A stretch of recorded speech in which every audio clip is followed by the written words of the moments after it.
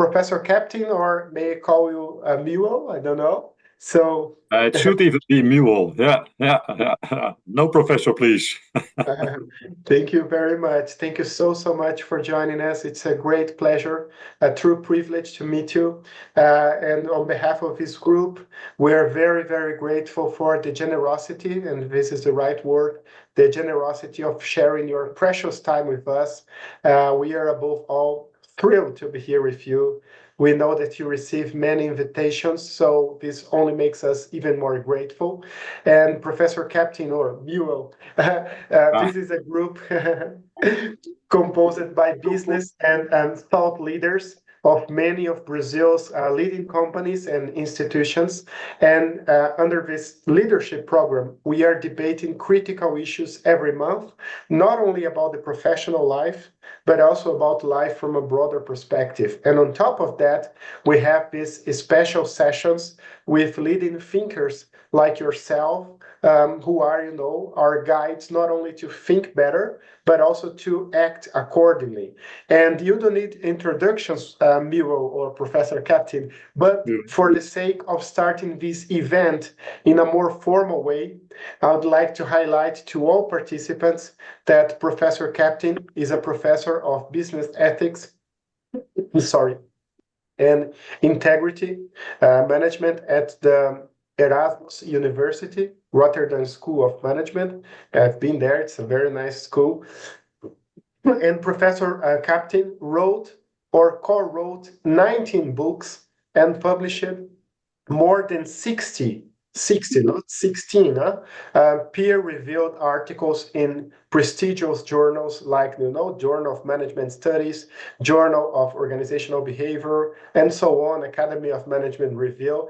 And actually, I have to share this with the participants because Professor Kaptein has, as you are seeing here, written more than 1 meter of books.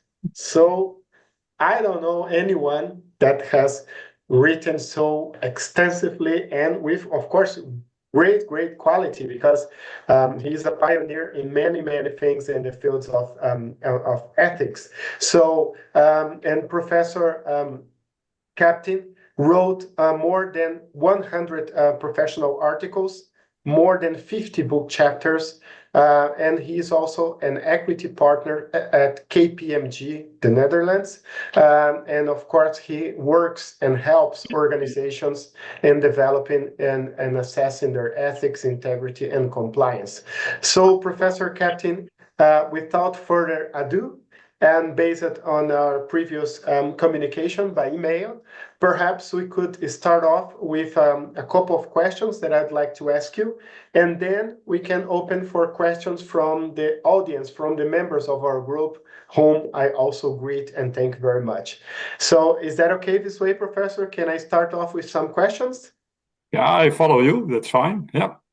Okay, so Professor, you have such, of course, a rich bibliography, including this book, as I mentioned, Workplace Morality, that I like it very much, that it's very hard to know actually where to start. So I will start with this critical topic of ethical culture. And you were one of the pioneers in this field, and to my knowledge, the first one to create a widely accepted, I would say, objective, multidimensional, right, measure of ethical culture, back in 2008, so about 15, 16 years ago. So could you please share with us how do you define ethical culture, how important ethical culture is for senior management teams, for boards to measure it, and your assessment whether the ethical culture of these large, companies has indeed improved or not in the past, let's say, two decades, if it has improved or not. So thank you very much once again.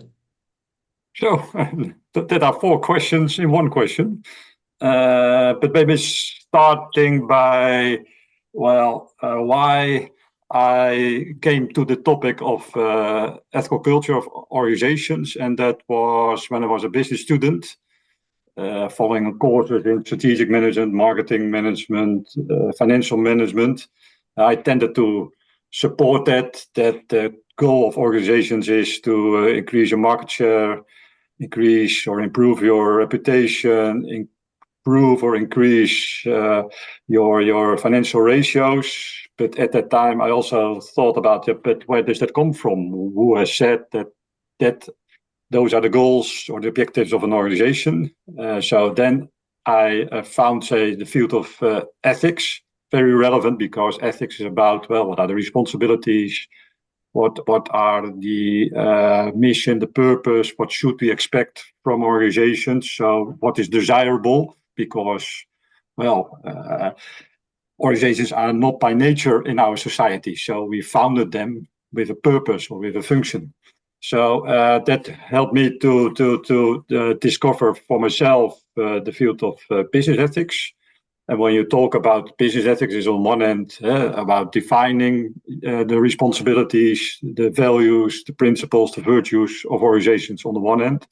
And at the other end, when you have defined that, how to meet that, how to achieve that. And since 1991, I'm an assistant professor in business ethics. So for me, was the question, can I help, say, business leaders, managers, supervisors, board members in defining what their ethics is and also implementing that. And by a number of studies, I discovered that the ethics of an organization is especially located in its ethical culture. I did a lot of research into what are the root causes of all kinds of misconduct. And when we know those root causes, you know where unethical behavior comes from, and you can start to prevent that. So in the identification of the root causes, I found that it's in many cases about not just bad people, but usually, say, bad barrels. It's about, say, the corporate context where people function in, so that even people with good intentions that go to work with the idea, let's help the client, that helps the company, let's help even society, that in the end of the day, they do bad things. So I discovered 8 dimensions of, say, the ethical culture of an organization that really explains to a large extent why even good people sometimes do bad things, or even why good organizations sometimes do bad things. And I discovered that those 8 dimensions that consist or that contain or that make up the ethical culture of an organization explain for 35 to 30% of all incidents in organizations, and especially the largest incidents like fraud, corruption, market abuse, etc. And well, ethical culture is then defined as the perception, experiences, the attitudes people have of how they are stimulated in the organization. So, for example, are the norms, the values clear? Is there ethical role modeling? Are dilemmas discussable when I'm confronted with that? Do I have the opinion that ethical behavior is rewarded and unethical behavior is punished? So, and those 8 dimensions together forming the ethical culture of an organization influences to a large extent the behavior of people. So that makes it relevant that you know, as an organization or as a board of an organization or management organization, what the level of the ethical culture is. And when there are gaps between what's the desirable level, you can then work towards improving that. And then your final question about whether it has been improved. Yeah, I did some longitudinal research into that. So the last 20 years, for example, clarity has improved substantially. So clarity about values, norms, responsibilities, so to what extent people know what's expected, how they should behave from an ethical perspective in their work. But for example, achievability, do I have sufficient rooms? Do I have sufficient means to implement my responsibilities and to adhere to the code of conduct in my organization, etc.? That has improved in some sectors and in some countries, but has decreased in some other sectors and in some other countries. So there you see a higher variety, but for example, what I said, clarity has improved all the way. Wow. And Professor, I'd like to go deeper on this very important topic of ethical culture, because you have recently published an article about team ethical culture, so more granular perspective on this.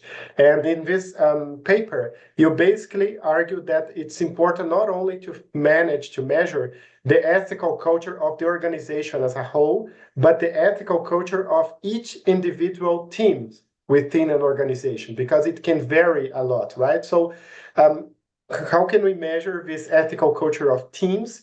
How much variation did you find in this indicator? I mean, in a big organization, how much does ethics vary, across teams? And how important it is to measure on a team-based this ethical culture, so you can explain ethical or unethical behavior in organizations. All right. Yeah, that's now 3 questions in one question. Yeah, the relevance is of team ethical cultures is that there is indeed a big variety. So we tend to talk about, say, the ethical culture of company X or company I or organization X or organization I or whatever. And that's, of course, also existing. But at the same time, when you look within an organization, you see a large difference between teams, regions, departments, processes, etc. So when we only look to, say, the averages or the aggregate, then you miss a lot of variety. And what we found is that usually large scandals, incidents, high frequencies of misconduct. We tend to think about, well, the whole company was infected by that, but that's usually not the case. It's in one department or in one country. So that means that managing ethics is not just managing on the aggregate level, but also looking to the variety. So much more, say, team-based, process-based, regional-based. So that means that you also know what the team ethical culture is. And many companies nowadays measure their ethical culture or the compliance culture or the integrity climate by a survey. And that survey helps you not only to look for what are the general results, but also on the team basis.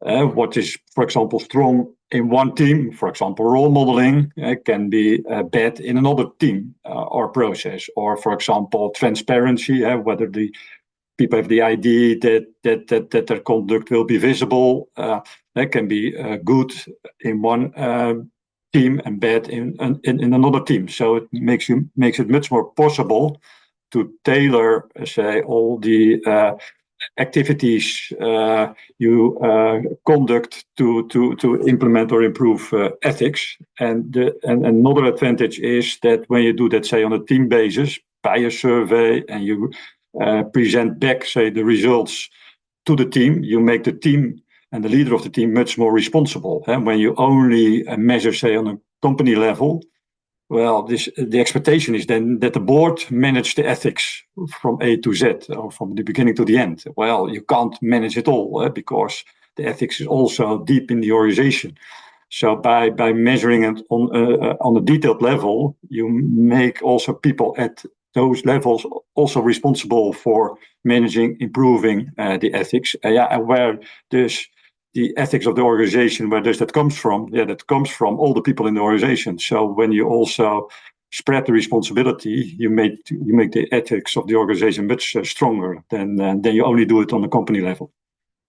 Wow, fantastic, Professor. I'm going to ask you 2 or 3 more questions, and then we're going to open for questions from our members here. So please, people, don't feel shy. Don't be shy. Raise your hands, your digital hands here, so you can also make use of this very special moment. I'm doing a lot of questions at the same time, Professor, to make use of my 15 minutes of fame here, in the best way possible.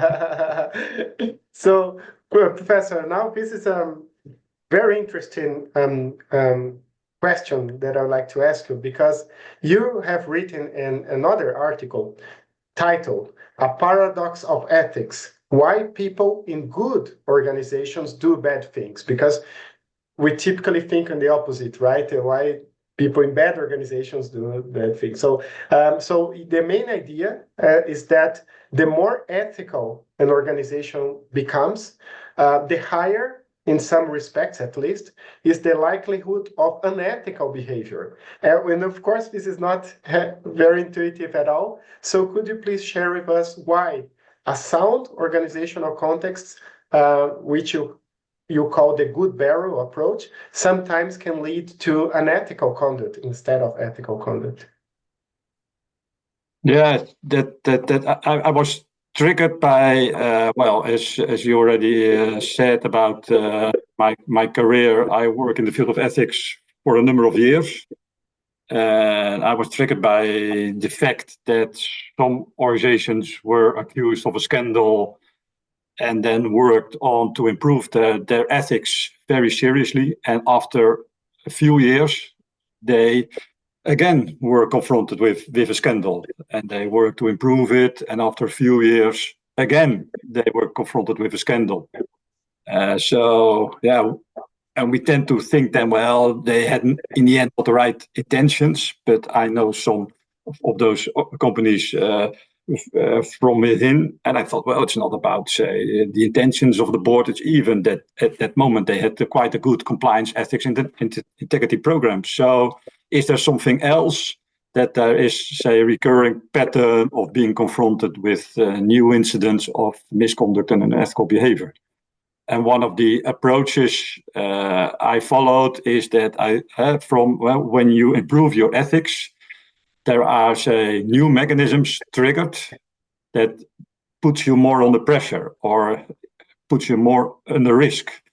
So by improving your ethics, for example, you run new risks. To give a few examples, for example, when you say, well, we have now written a new code and we've implemented well, and you can show, well, we now adhere to the code, then usually the expectations in society by stakeholders, but sometimes also internally, are raised. Well, when we meet our own code, we can come up with, say, new norms or more stricter norms or more higher norms. So we improve the code, we raise the bar, but it then becomes more difficult to adhere that again.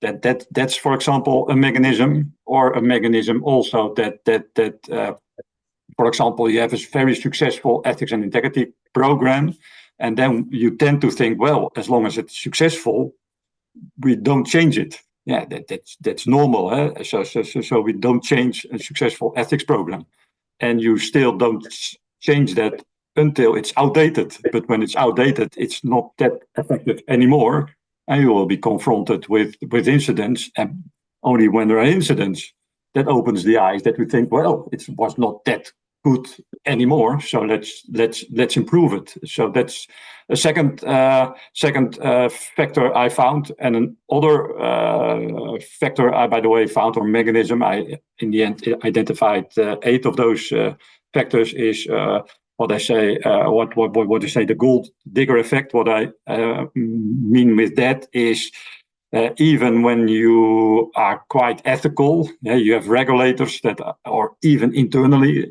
internal compliance, internal audit, that are still looking for incidents. But the more ethical you become, the less incidents there are. But they start to look and to dig deeper until they find something. Because when they don't find anything, well, they are afraid for their job, or that they have the idea that they don't do the job well. So internal audit looks for incidents, looks for failures until they found it.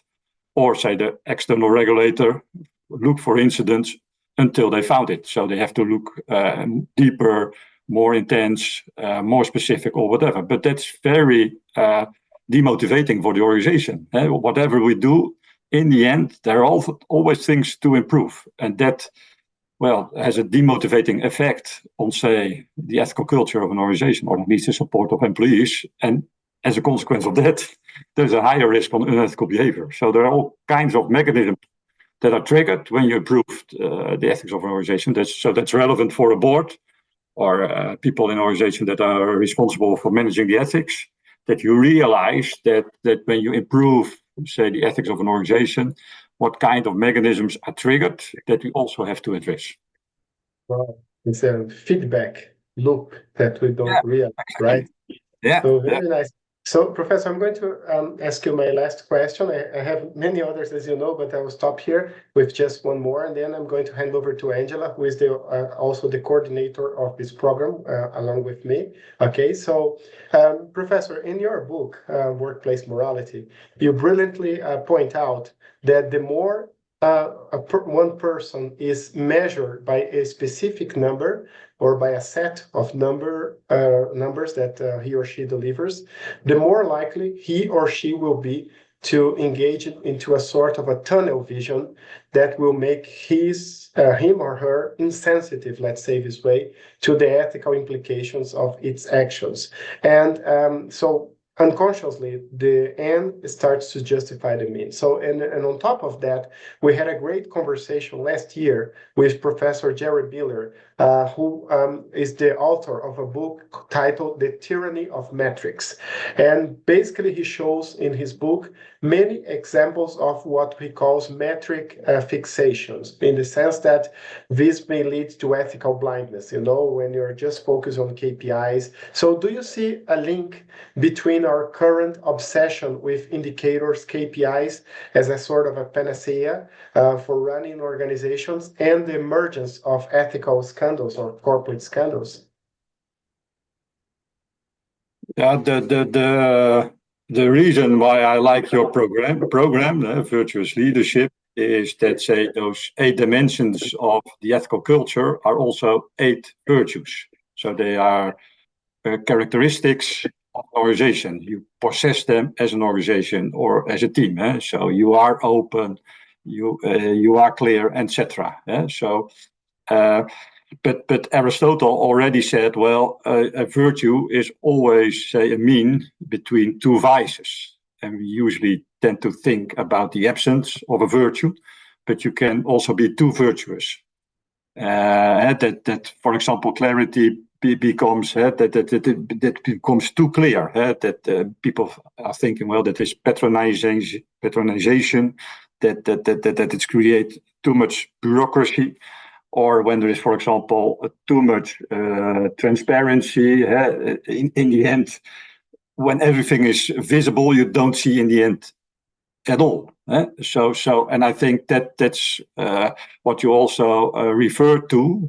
So that even with good intentions, we run the risk that we become, say, too ethical.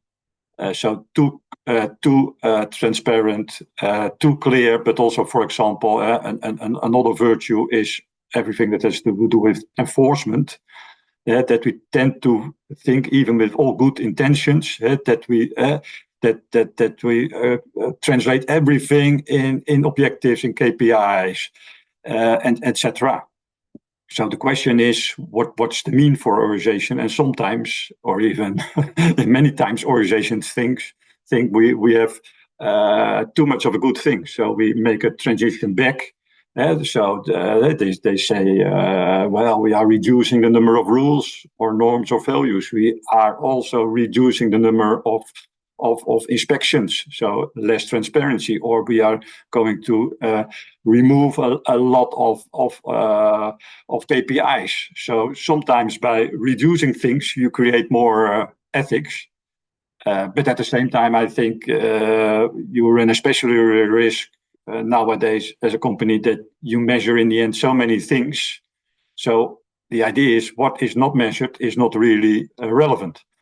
And when you don't measure ethics at all, or it's not included in the evaluation scheme or whatever, you run then a great risk, because in the end people think, well, when it's not measured, it's not part of my remuneration or evaluation or whatever. In the end, it's not important. So I think it's much more the challenge nowadays that we also come up with good indicators for the ethical level of an organization. And when we think about, or when we support the idea that ethical culture is very important, then the question is how to define relevant indicators for, say, the quality or the maturity of the ethical culture.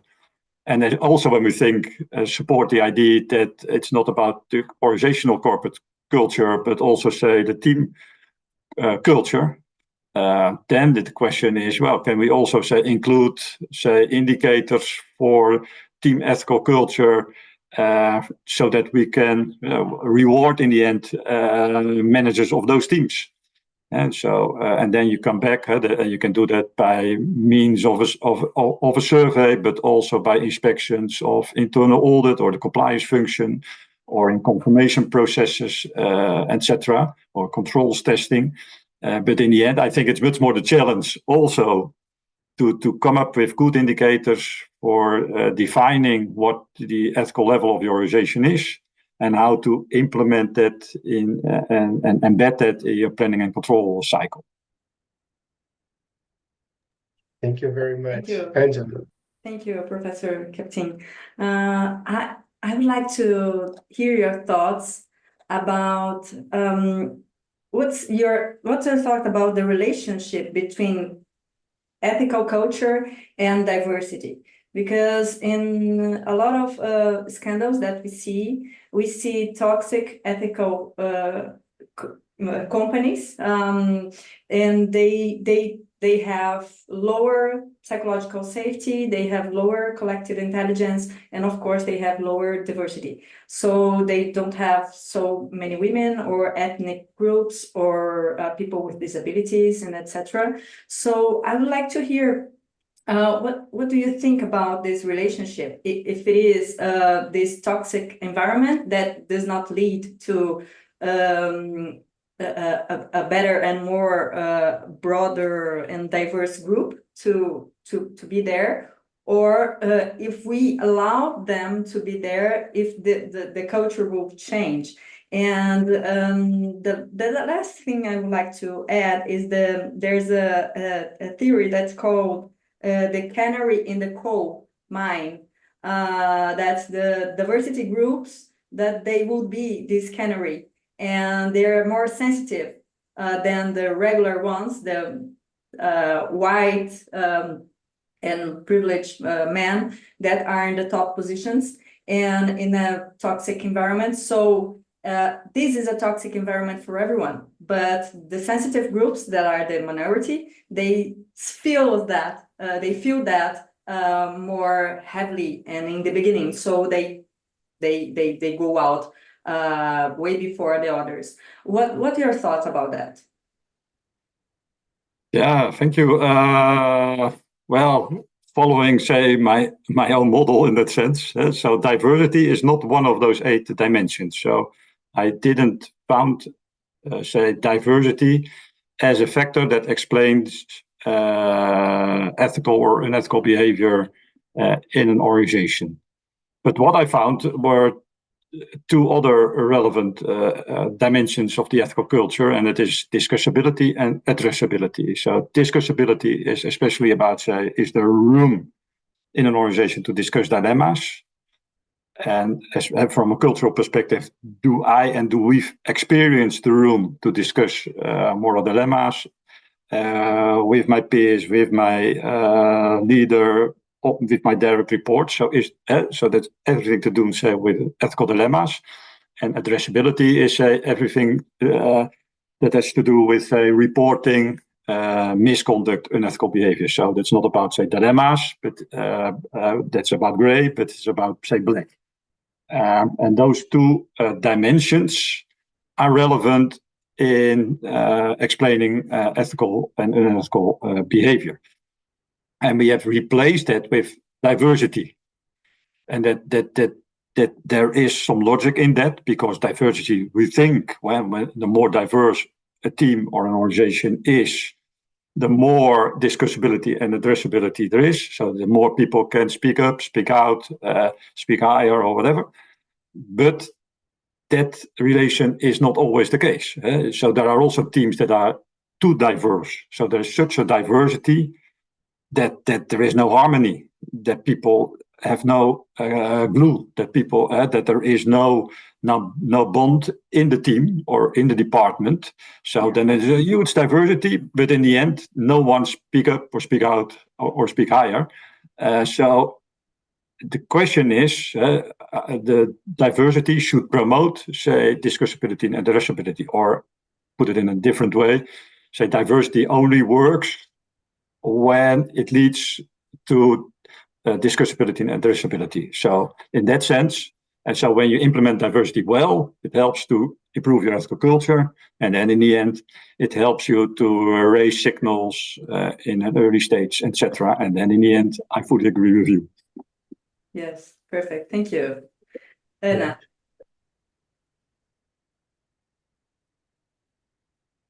Thank you, Professor, for being such an important voice speaking about ethics, because for me, who works for with governance, ethics is the basic.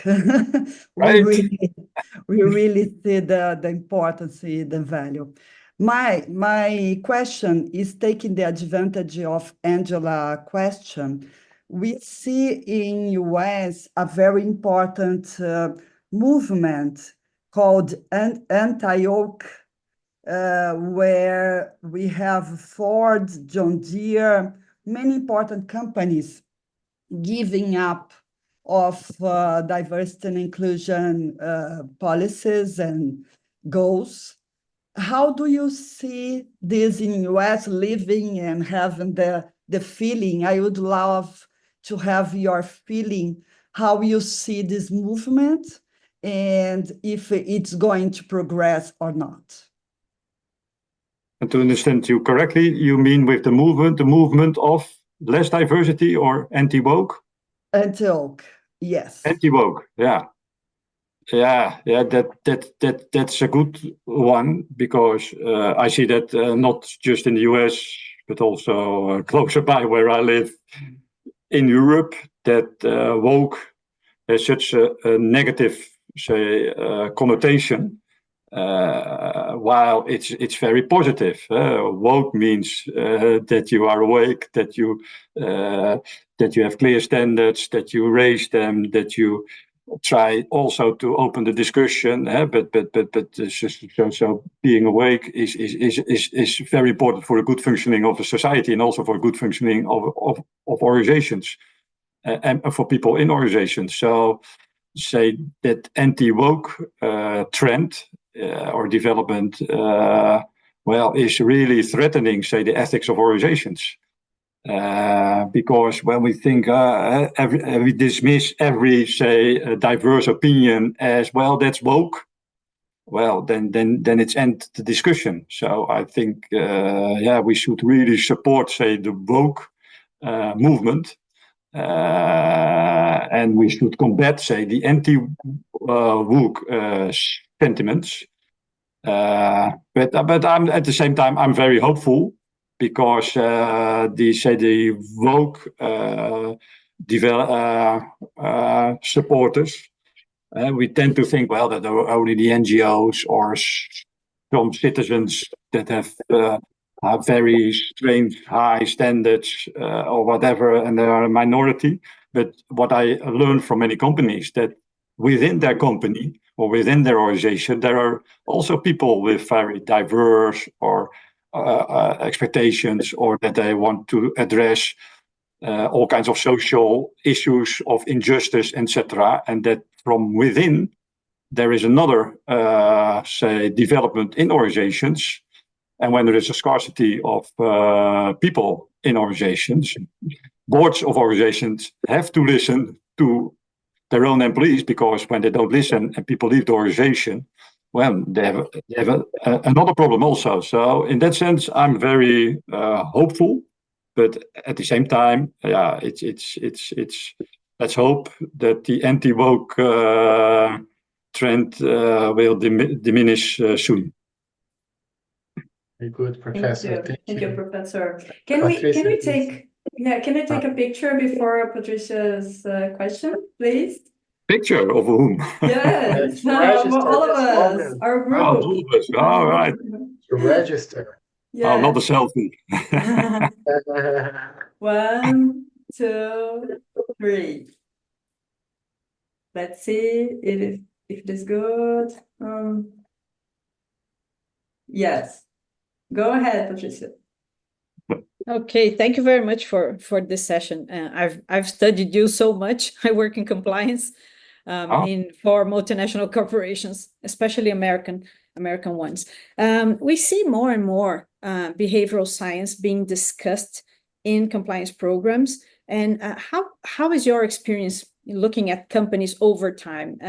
Has this proven to actually be useful or be successful in addressing ethical issues? I just wanted to pick your brain on that. Oh, yeah, very interesting question, because say the behavioral business ethics movement started some 20 years even ago.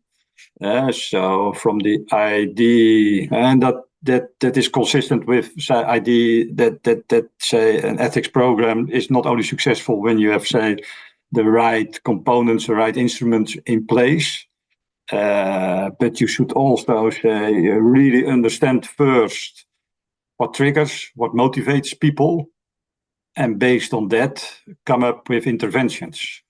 So I especially like that idea that as a company or as an organization, when you want to improve the ethics of your organization, or when you would like to understand, say, misconduct, really try first to understand why it happened. So why people did what they did, or what people are, why are people doing the things they are going to do? So really understanding the behavior. And it's not always rational, that's not always financial driven or whatever.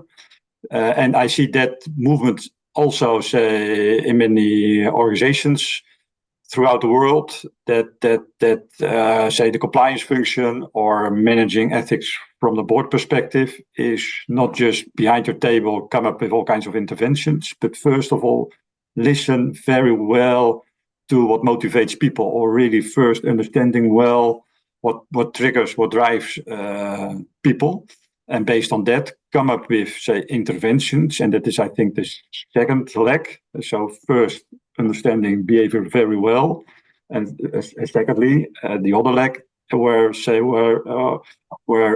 behavioral business ethics is walking on is that you come up also with all kinds of, say, small interventions, and use large interventions like an ethics training program or a code of ethics or introducing a hotline, also sufficient, also necessary.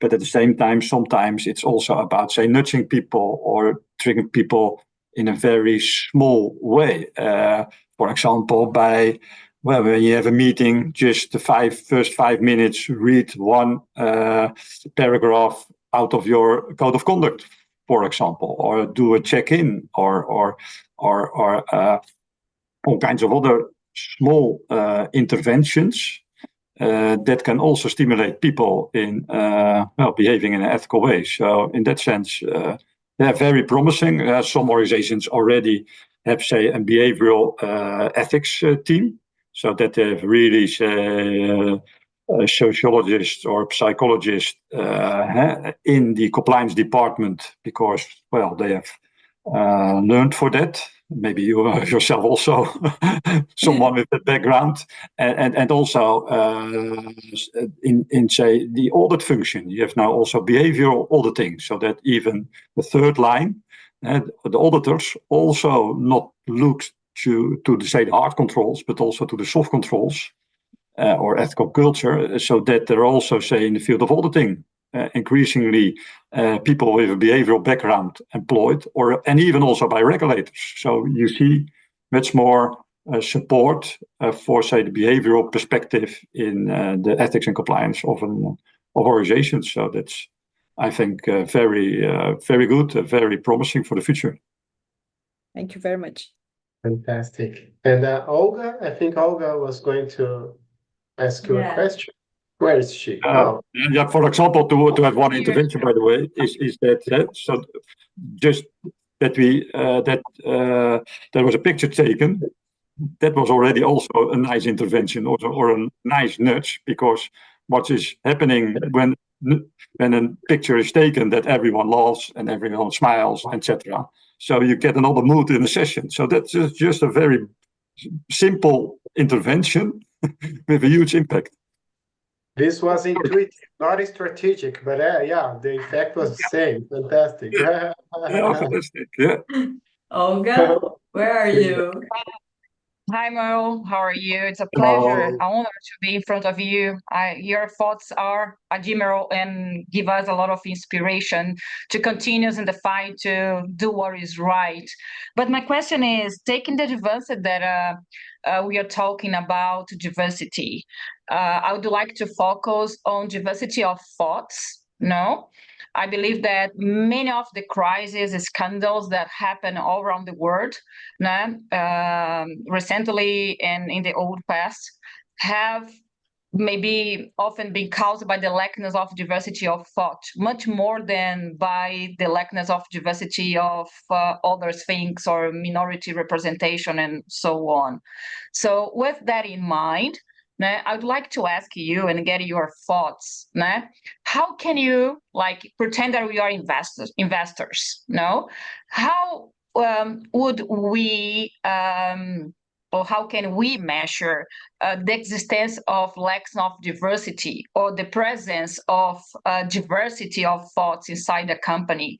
How can you identify that the company's sponsorship leaders that thinks out of the box, out of the status quo, that raise questions, that the environment that they think that they can be open to ask things, because nowadays we only identify that environment when the scandals knock the door. So do you have any magicers that can advise us as an employee, as an investor? How can we identify companies that have diversity of thoughts in the table of decision? Oh, yeah, that's a very good question. Thank you for that.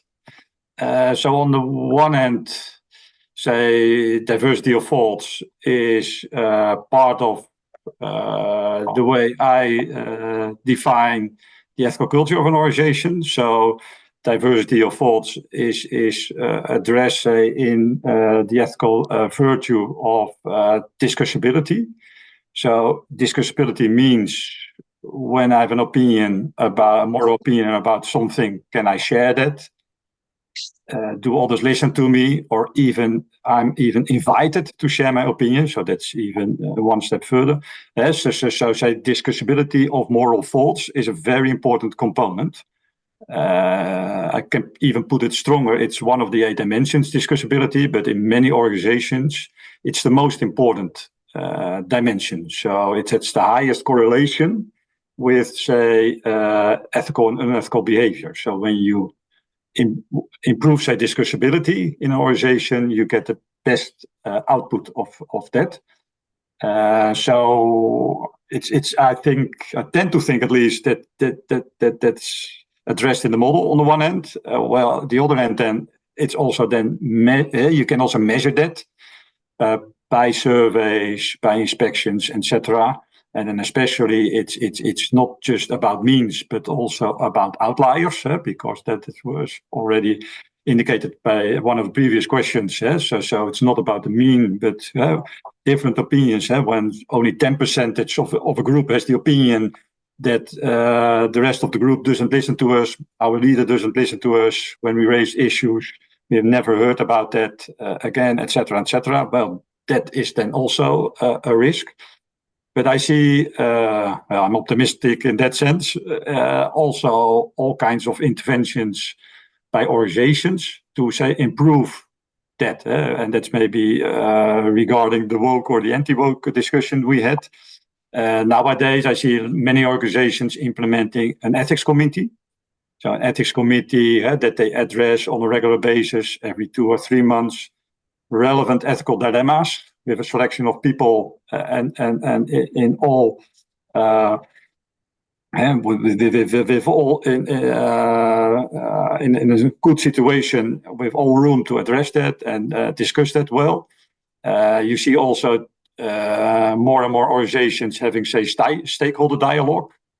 So really with their external stakeholders, not just presenting what we have done well, but also dealing of discussing their dilemmas and asking the stakeholders about their opinions. So next to ethics committees, next to stakeholder dialogue. I see also, say, even companies publishing in their financial report or in their ESG or sustainability report also dilemmas. So that they discuss, well, these are the dilemmas we are confronted with, and it's a dilemma because, well, blah, blah, blah, blah. So being open about the dilemmas, and that refers maybe to a development that having dilemmas is not a weakness, but is a strength. When you know your dilemmas, when you can share your dilemmas, when you ask others for their opinion about your dilemmas, that's a strength. That's a strength, or a moral strength, even. So, from an investor's point of view, you can ask, say, boards about, well, do you assess, say, the ethical culture in an organization, and can I have the results? Some organizations also put that in their external reports, the results. So that's one. Two, you can also look to what kind of measures are in place to stimulate, say, diversity of moral opinions. So more stakeholder dialogue, ethics committee, what's in the report itself. Two, and three, and that's, I think, the most important. Well, when you are an investor or in any other role as a stakeholder, you have also your contacts and your relations and your conversations with the company itself. So even when you walk in a company or have a first meeting with a company, you have already quite quickly an idea of how open is the company, how are they really interested in me, or are they defensive, etc. So also using your own feelings is, I think, also important to get an idea. Well, is this organization open, or is it very closed? Are they empathetic, or are they really defensive, etc.? So using your own, say, moral intuition is, I think, also very important to get an idea about how open an organization is. Fantastic. Thank you very much. Gisele, please go ahead. Good morning. Thank you very much, Mr. Muel, for sharing your time with us. And I think ethical environment is very complex because within a company, I may have a code of ethics, okay, according to my commitments, the commitments I am wishing to do, but I also have my shareholders, for instance, in a public company, and the shareholders that have their own code of ethics, as well as I am in a country or in many countries, and each country has its own ethic rules, okay? And also we have the employees, the collaborators, which come to the company with their own ethics culture.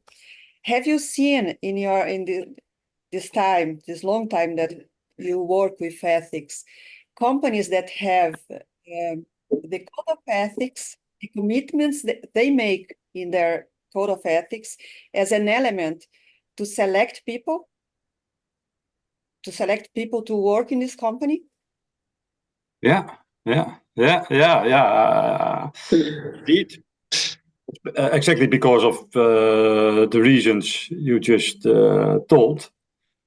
Because well, by being clear and being transparent about your own code of ethics, so what are your core values, what are your responsibilities, what do I also expect from others? The clearer I become, the more it attracts, say, stakeholders who like it, and the more it detracts stakeholders who dislike it. So in that sense, yeah, it's like a negotiation taking place. There are also companies that put, say, the code of ethics in their contracts with employees, with investors, with people who with investors, with suppliers, with consumers, etc. So being part of that, but for example, also in the onboarding or even to new employees or to new suppliers, not only putting it in the contract, but also having, for example, an e-learning or another session in which they tell about the code of ethics, etc. And especially say mergers, it's especially important that you really take notice of each other's code of ethics.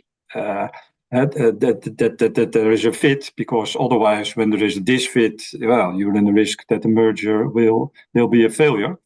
But most important is, and that refers maybe to the previous question, is that companies that understand, well, we have our ethics, but others can have a different ethics that even can threaten our ethics. So we don't put it just on our website or in contracts, but we also have, say, discussions with others about what drives our ethics, what the ethics is of the other party or person or institution or stakeholder, and having, say, discussions about that. And in those discussions, well, you can come to each other, or you can come to better understandings, or in the end you can also agree to disagree. So I think that's very important, to having those conversations. And at the same time, finally, is that a company should also have, say, in the end, clear borders, clear limits, that you say, well, we don't do business with these kinds of suppliers. We don't do business with these kinds of investors. We don't want these kinds of applicants as our employees. So you should somewhere also have, say, selection criteria based on your code with the stakeholders you want to exclude because they can't support or even adhere to your code. So it's difficult, but yeah, ethics is difficult. and the beautiful thing of ethics, as although it can also be demotivating, is that it's never crystallized. There is always a new dilemma. It's always somewhere gray, or when you think now it's clear, there comes a new issue or a new person with another opinion. So it's always necessary to monitor new ideas, new opinions, new issues, and always to have those conversations. And you should like that, to have those conversations, and not expect that in the end everyone will agree about the same ethics. No, in the end, there is also, say, pluralism or variety in ethics, but we should also have then, say, the guts to say, well, in these cases, we don't do business with each other because, well, the gap between the ethics of you and me is too large. Fantastic. Professor Cabrera, please. Thank you very much.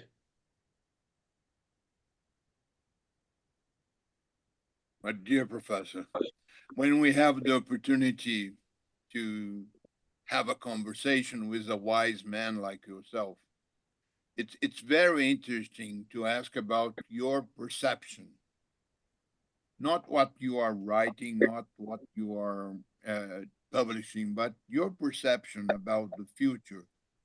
Do you think that companies in Europe are becoming more ethics, or are you pessimist about what's going to happen in the future? Ooh. Well, yeah, what to say about that?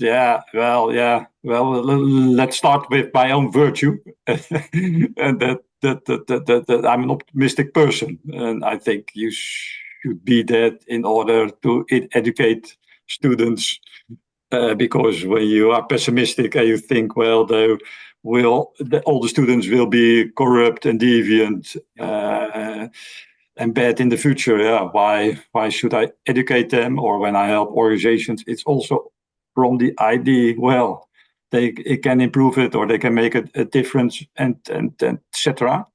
But at least I'm optimistic from the idea that, and that refers maybe also to the previous questions, that there is a development that it's not just about, say, business ethics, but also about, say, stakeholder ethics. So nowadays we expect many things about companies, even when they are not causing a problem. They are at least part of the solution of a problem, and we still expect that they solve the problem, or at least contributed that, for example, in the field of anti-money laundering, or in the cases of fraud and corruption, even when they don't befrauding themselves, well, when they can help to solve those kinds of issues, we expect that also. And I also see that in codes of conduct of many organizations, they write down companies what their ethics is, so what their responsibilities are, etc., but not say what their limits are and where it ends. And I think with that we should be clearer about what the limits are of the ethics of companies, and at the same time also that when you become a stakeholder of an organization, like being an investor or an employee or a supplier or whatever, that brings also, say, ethics with it. And I see all kinds of positive indications that consumers take their responsibility, maybe sometimes even too much, by canceling things immediately. But also I see among, say, students that when selecting a company they want to work for, they select it also not just on the basis of what their salary is, but also about the company's footprint in society, or what does the company do in creating a better future for the world even. So I especially see, say, and I also see it myself when I have interviews with applicants. The applicants ask me all kinds of questions about KPMG. What are the values of KPMG? What does KPMG in the field of environment? What does KPMG do for minorities, etc.?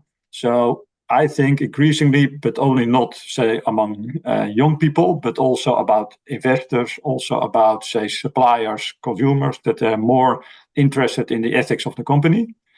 And when, say, the companies themselves and the stakeholders pay more attention to ethics, that in the end they need each other to create a better future. So yeah, I'm hopeful in that sense. Yeah.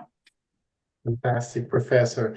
And so please, we're going to now to the end of our sessions with two more questions from Sandra and then from Angela. Okay, Professor, can we have two more questions, please? Yeah, and I will answer them briefly, I promise. Okay. Would it be ethical for us to ask you just for 4 or 5 minutes? Oh yeah, all time. Yeah. Ethics is most important. So no time pressure from my side. Thank you so Sandra, much, please. Sandra. Thank you. So thank you very much for your time. It's a pleasure to be here discussing this topic. I am a compliance, so I really work with compliance for 20 years. So I have to deal with ethical dilemmas all the time. And it's very hard, especially because I work for a financial institution. So we are always discussing clients, and it's very difficult to take decisions. And I also participated of ethical committees, and we face so many dilemmas.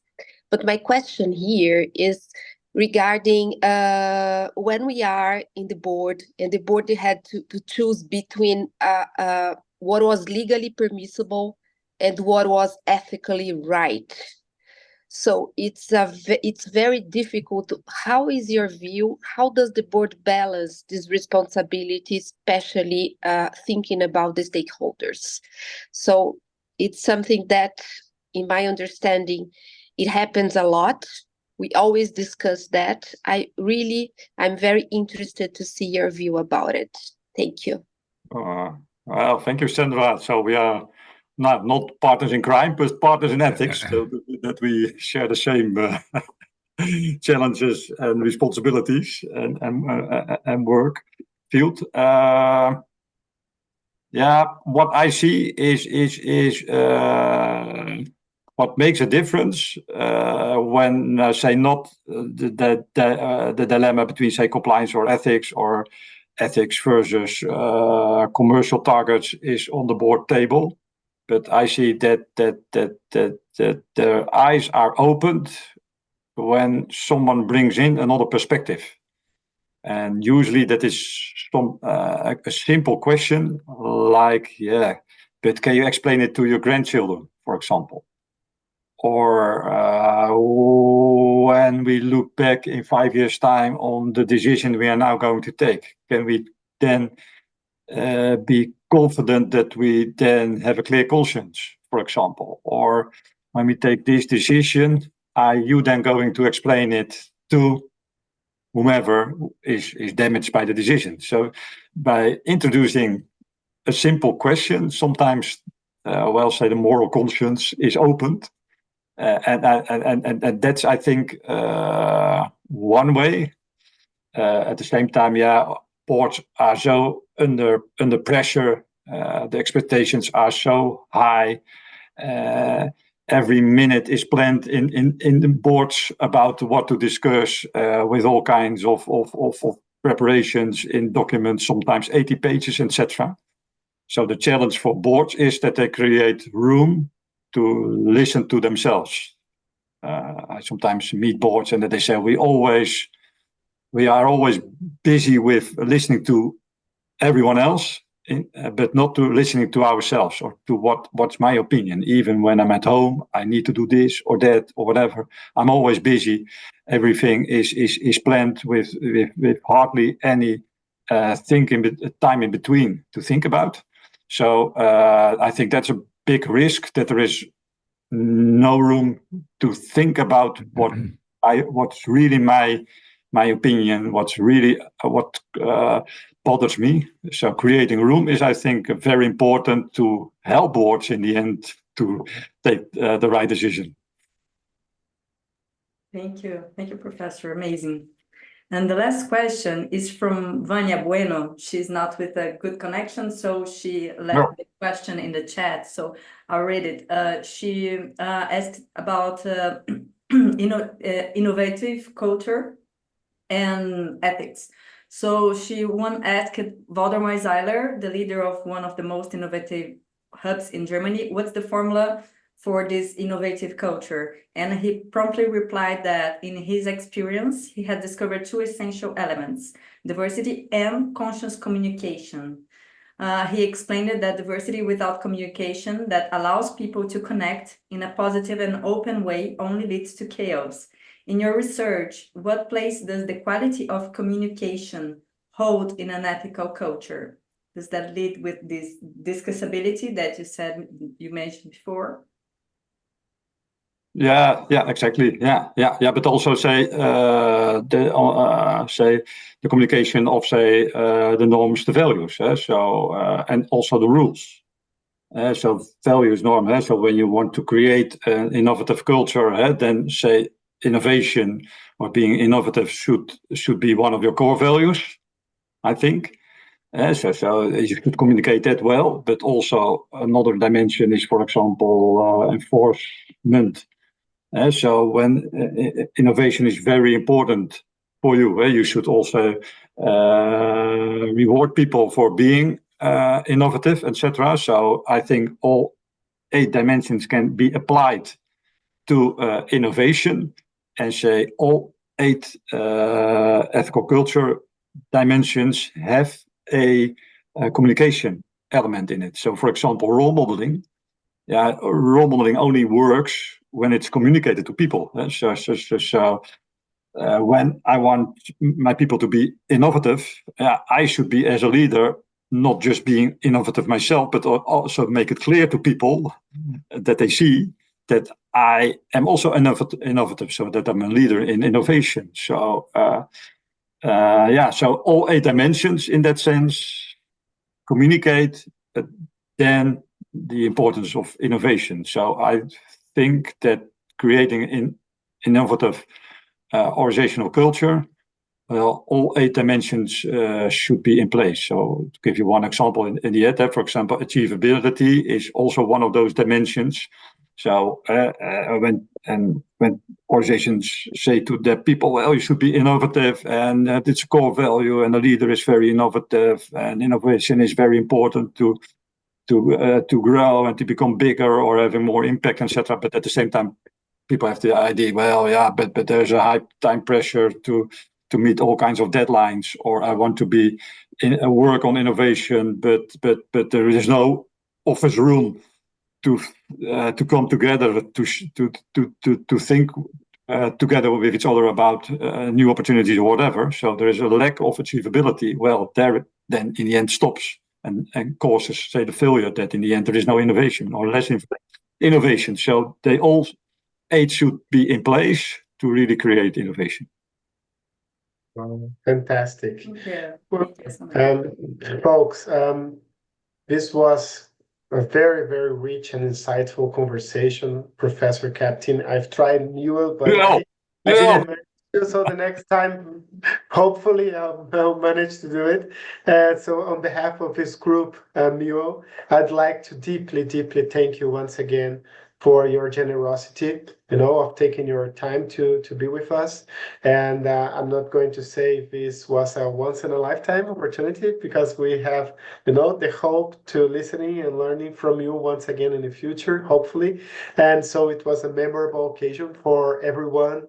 I just would like to thank you very, very much on behalf of everyone.